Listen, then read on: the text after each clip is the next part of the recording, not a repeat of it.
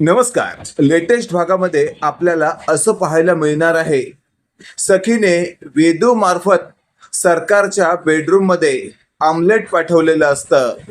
आता ते आमलेट जर या बाईने खाल्लं तर ती सरकार, आणि जर या बाईने नाही खाल्लं तर ती माझी आई तेजस्विनी, हे आता सखीला प्रॉपर कळणार असतं.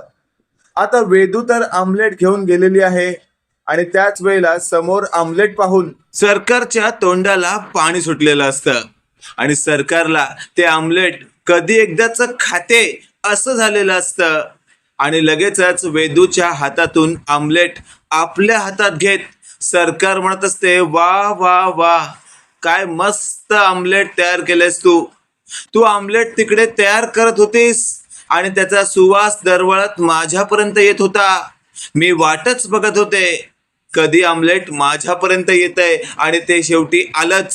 तर मस्तपैकी त्या सरकारने आमलेटचा एक तुकडा मोडलेला असतो आणि आपल्या तोंडात टाकलेला असतो. खस्त खात खात सरकार आमलेटचा आस्वाद घेत असते, आणि शेवटी ती बोलत असते, वाव, काय आमलेट तयार केलेस ग. असं आमलेट पुन्हा पुन्हा बनवायचं, कळलं का. त्यावर वेदू मान डोलवते, आणि तेवढ्यात वेदू तिथून बाहेर पडते. आता सरकार आमलेट खात आहे, आणि अर्धा आमलेट तिने खाल्लं सुद्धा. हे सगळं बाहेरून सखी पाहत असते, आणि सखी स्वतःशी बोलत असते. याचा अर्थ काय समजायचा, की आतमध्ये जी बाई आमलेट खाते ती माझी आई असूच शकत नाही. म्हणजे ती सरकार आहे. म्हणजे माझा कान्हा मला जे काही सांगत होता त्यात खरंच तथ्य होतं. मी त्याच्यावर विश्वास ठेवला नाही, आणि या लबाडबाईवर विश्वास ठेवला मी. आता तर हिला चांगलाच इंगा दाखवलाच पाहिजे. आणि अशातच आपण पाहतोय, पाऊन आमलेट खाऊन झाल्यानंतर सखीने बेडरूम मध्ये एंट्री केलेली असते.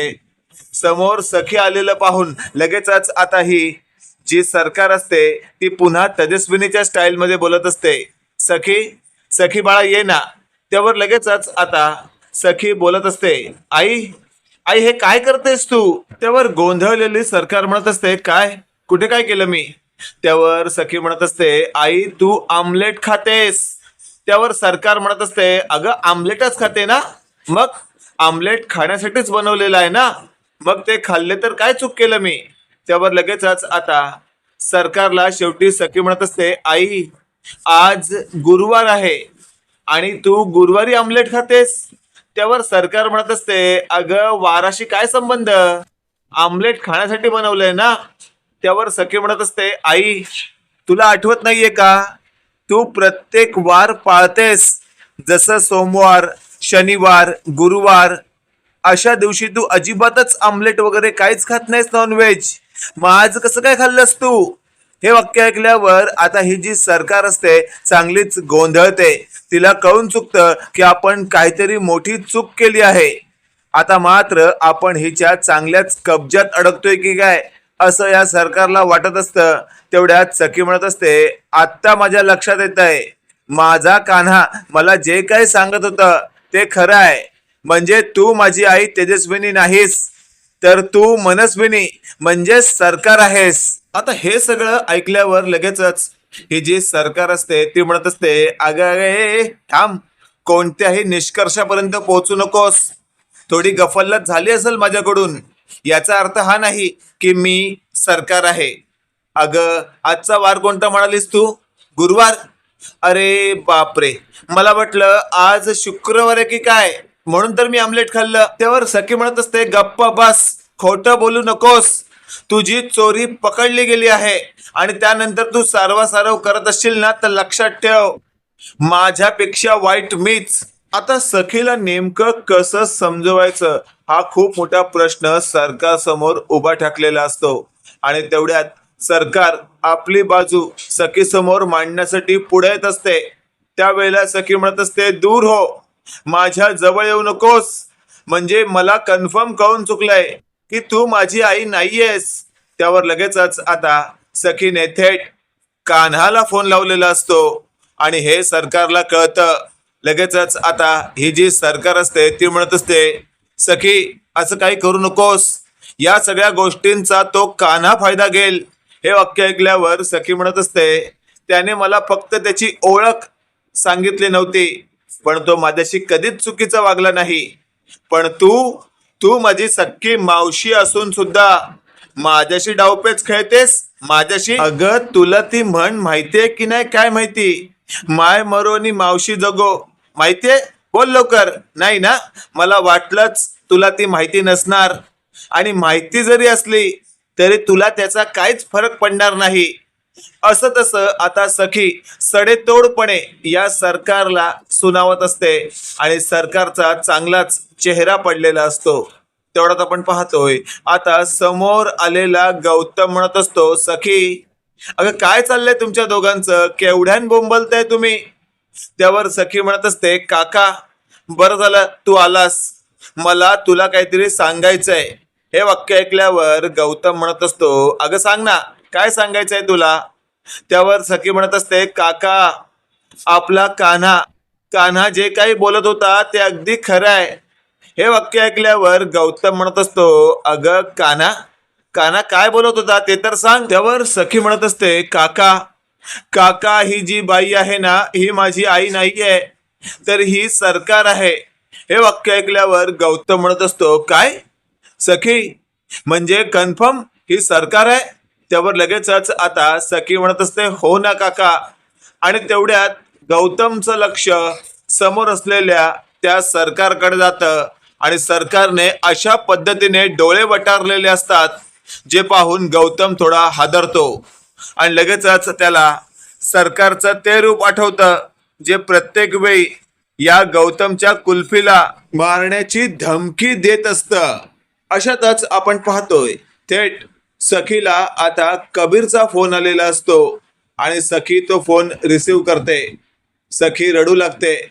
कबीर म्हणजेच कान्हा बोलत असतो, काय झालंय बेबी सरकार, अहो तुमचे 2 मिस कॉल पाहिले मी महत्वाच्या मीटिंग मध्ये होतो म्हणून तुमचा कॉल रिसीव करू शकलो नाही, म्हणूनच आता कॉल बॅक केलाय आणि तुम्ही चक्क रडताय. तुम्हाला त्या सरकारने काही त्रास दिलाय का सांगा मला.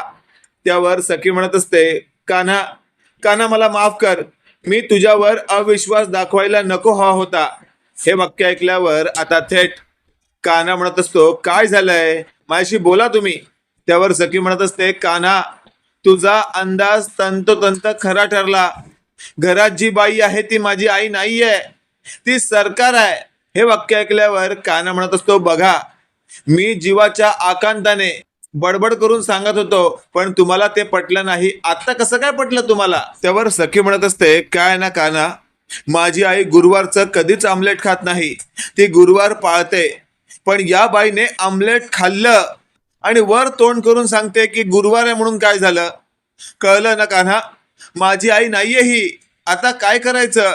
त्यावर कान्हा म्हणत असतो, बेबी सरकार आता तुम्हाला काहीच करायचं नाहीये, आता जे काही करणार ते कबीर देवदत्त किर्लोस्कर करणार. हे वाक्य ऐकल्यावर आता सखी म्हणत असते, पण कधी. त्यावर लगेचच आपण पाहतोय कान्हा म्हणत असतो, बेबी सरकार जरा मागे तर वळा. आता बेबी सरकार म्हणजे सखी जेव्हा मागे वळते दारातच कबीर एकदम डॅशिंग पद्धतीने उभा असतो. आता लगेचच दारात आलेल्या या कान्हाला पाहून सरकारही मनातल्या मनात बोलत असते, बाप रे वाट लागली. आधी तर हा फक्त कान्हा होता, आता तर कबीर देवदत्त किर्लोस्कर आहे. म्हणजे कान्हापेक्षाही कैक पटीन जास्त पॉवरफुल माणसाशी मी कशी काय फाईट करू, असा विचार आता सरकार मनातल्या मनात करत असते. अचानकपणे आलेल्या कान्हाला पाहून गौतम म्हणत असतो, काय रे कान्हा, असं अचानक कसं काय आलास तू. आणि तेवढ्यात कान्हा म्हणत असतो, काका काय ना, माझ्या बेबी सरकारला जेव्हा फायनली समजलं की मी जे काही बोलतोय ते खरं आहे, त्यानंतर तर मला तिच्या मदतीनेच फाईट करून या बाईला एकदम राईट करून टाकायचं आहे. हे वाक्य ऐकल्यावर आता थेट गौतम म्हणत असतो, चल माझी देखील तुला फुल साथ आहे, काय करायचं ते कर, कारण तू मी आणि सखी आपण तिघे असू ना तर या सरकारला पुरून उरू. हे वाक्य ऐकल्यावर पाठून आलेला परशु म्हणत असतो, आणि मला कशाला वेगळं टाकताय, मला पण घ्या तुमच्या टीम मध्ये. आणि अशातच आपण पाहतोय आता कबीर म्हणत असतो, काका ओ काका, तुम्ही पण आमच्याच टीम मध्ये आहात. तुम्ही समोर नव्हतात म्हणून काय झालं? आणि त्या दोन काकू कुठे आहेत? त्यावर लगेचच आता त्याही पुढे येतात. आणि अशातच आपण पाहतोय 6 जणांची टीम होते आणि गोल सर्कल करत या सरकारला मध्ये घेरतात. सरकार आता लगेचच आपल्या ओरिजिनल वेशामध्ये येते आणि म्हणत असते, काय चाललंय तुमचं हे? मला अशा पद्धतीने घाबरवू नका. माहितीये ना तुम्हाला, मी कधी काही करू शकते. त्यावर सरकारला आता थेट गौतम म्हणत असतो, कर ना, बघायचंय आम्हाला काय करू शकतेस तू. आता आमच्या तावडीत सापडली आहेस तू, काहीच करू शकत नाहीस तू. कारण खरी तुझी ताकद आम्हाला माहिती आहे. तुझी डरपोकडी गडीगडी आहे. हे वाक्य ऐकल्यावर सरकार म्हणत असते, काय? त्यावर परशु म्हणत असतो, ते तुला नाही समजणार. तेवढी तू अक्कलवान नाहीयेस, बिंडोक बाई आहेस तू. आता हा परशु देखील या सरकारला तोंडावरच बिंडोक अक्कलवाणी काढत असतो. हे पाहून सरकार लगेचच म्हणत असते, परशु. त्यावर लगेचच आपण पाहतोय सखी म्हणत असते, हे मनस्विनी, जास्त नाटक करू नकोस, नाहीतर इथल्या इथे आम्ही तिन्ही बायका मिळून तुला चांगलंच चोपून काढू. हे वाक्य ऐकल्यावर मात्र आता काय बोलावं हेच कळत नसतं सरकारला. आणि सरकार स्वतःचा बचाव करण्यासाठी आता परशुला लपटून तिथून पळण्याचा प्रयत्न करत असते. तेवढ्यात आपण पाहतोय आता समोर अचानकपणे किरण आलेला असतो आणि किरणने सरकार समोर हात धरलेले असतात. एक पाऊलही पुढे टाकलात ना तर मी हा फ्लॉवर पॉट उचलून तुमच्या डोक्यात घालीन. हे वाक्य ऐकल्यावर आता सरकार जागीच थबकते. तिला कळून चुकतं की आपण पळू शकत नाही, पळालो तर हा मातीचा भरलेला फ्लॉवर पॉट डोक्यावर पडेल. आणि अशातच नेमकं काहीही करू शकत नाही हे पूर्णपणे समजलेल्या आता या सरकारची चांगलीच गोची झालेली असते. आणि तेवढ्यात सखी पुढे येते. सखी म्हणत असते, काय मग मनस्विनी मावशी, तुला मावशी म्हणतानाही मला लाज वाटते, पण नात्याचा ठेवायचा असतो रिस्पेक्ट, म्हणून मी तुला म्हणते मावशी. तुझ्यासारखी मावशी कोणालाच मिळू नये अशी मी करीन प्रार्थना. हे वाक्य ऐकल्यावर आता मनस्विनी म्हणजे सरकार म्हणत असते, मला माफ करा, मला सोडून द्या. त्यावर काना म्हणत असतो, सोडून द्या? असं कसं सोडायचं? तुम्ही आतापर्यंत जे काही खटोटे करून ठेवलेले आहेत त्याचा सुगावा तर लागलाच पाहिजे. आणि अशातच आपण पाहतोय थेट कान्हाने आधीच पोलिसांना बोलवलेलं असतं आणि पोलीस येऊन साध्या वेशामध्ये आजूबाजूला उभे असतात. अशातच आता कान्हा म्हणत असतो, खरं तर तुम्हाला खडी फोडायला पाठवणार आहे मी. हे वाक्य ऐकल्यावर आता सरकार म्हणत असते, कशा विरोधात? मी असं काय केलंय? त्यावर कान्हा म्हणत असतो, तुम्ही माझ्या वडिलांना चाकू खुपसून मारलंय. हे वाक्य ऐकल्यावर आता ही जी मनस्विनी असते ती बोलत असते, हो मारलंय, काय झालं? पण काही पुरावा आहे का? त्यावर कान्हा म्हणत असतो, तेच तर, काही पुरावा नाहीये, म्हणून तर तुम्ही आतापर्यंत वाचलात. पण जर पुरावा सापडला असता ना त्यावेळेला तर तुम्ही आतापर्यंत जेलामध्ये खडी फोडत बसला असतात. तेवढं आपण पाहतोय सखी आता पुढे येते आणि या सरकारचा हात धरते आणि तिला खेचत फरफटत दाराच्या बाहेर आणून टाकते. सखी म्हणत असते, तुझ्यासारखी बाई मला माझ्या घराच्या आसपास देखील नकोय. मग घरात कशी चालेल? हे सगळं ऐकल्यावर आता नेमकं काय बोलावं हेच या सरकारला कळत नसतं. आणि शेवटी कान्हा म्हणत असतो, थांबा बेबी सरकार, अहो बघा, मी पोलिसांना बोलवलंय, आता पोलीस त्यांचं काम करतील, तुम्ही नका घेऊ टेन्शन. आणि अशातच आपण पाहतोय शेवटी सरकारला पोलिसांनी चारी बाजूने घेरलेलं असतं, हातात हतकडी घालून तिची वरातच काढलेली असते. सरकार म्हणत असते, सोडणार नाही मी कोणाला. माझ्या बाबतीत असल्या प्रकारचा कांड करण्याआधी 10 वेळा विचार करायचा. एकदा का तुरुंगातून सुटून आली ना, एकाला पण सोडणार नाही. त्यावर लगेचच आपण पाहतोय मागचा पुढचा विचार न करता सरकारला आता पोलिसांनी मजबूत 2 फटके दिलेले असतात. सरकार जागेवरच नाचते. तिला कळून चुकतं की जास्त शहाणपणा केला तर मागोमाग दंडे पडतील आणि असे दंडे की आपल्याला 6 महिने औषध घ्यावं लागेल. त्यामुळे आता ही सरकार गप गुमान उभी असते.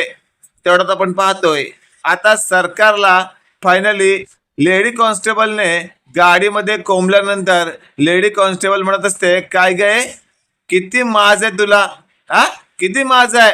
आणि अशातच आता त्या दोघां म्हणजे खडाजगी चालू असताना सरकार आता तिथेच बसून असते. त्यावेळेला माज आहे असं ऐकणाऱ्या त्या लेडी कॉन्स्टेबलने बाजूला असलेला दांडका उचललेला असतो आणि या सरकारला फट फट फटकावलेलं असतं.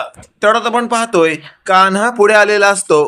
कान्हा म्हणत असतो, आता तर तुझं काही खरं नाही असं बोलून त्याने बाजूला असलेला दांडका घेऊन सरकारच्या पायावर 2 जोरात फटके दिलेले असतात.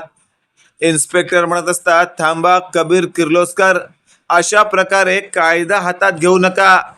हे वाक्य ऐकल्यावर आता कबीर म्हणजेच कान्हा म्हणत असतो, काय ना साहेब, कायदा कायदा म्हणता तुम्ही, पण माझ्या वडिलांना अजूनपर्यंत न्याय मिळाला नाही, त्याचा काय करणार तुम्ही.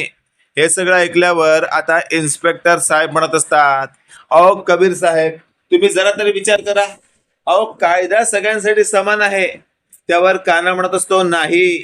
आणि अशातच आता पोलीस कॉन्स्टेबलने शेवटी सरकारला तुरुंगात डांबलेलं असतं, कारण कान्हाकडून आता तिला जीवमरणाची धमकी सुद्धा मिळू शकते अशी प्राथमिक माहिती मिळालेली असते. मित्रांनो, इथे तर कन्फर्म आहे की येत्या काळामध्ये या मालिकेत आपल्याला नवनवीन काहीतरी पाहायला मिळणारच आहे. बाकी तुम्हाला आजचा हा भाग कसा वाटला कमेंट करून नक्की कळवा आणि असेच नवनवीन अपडेट पाहण्यासाठी व्हिडिओला लाईक आणि चॅनलला नक्की सबस्क्राईब करा. धन्यवाद.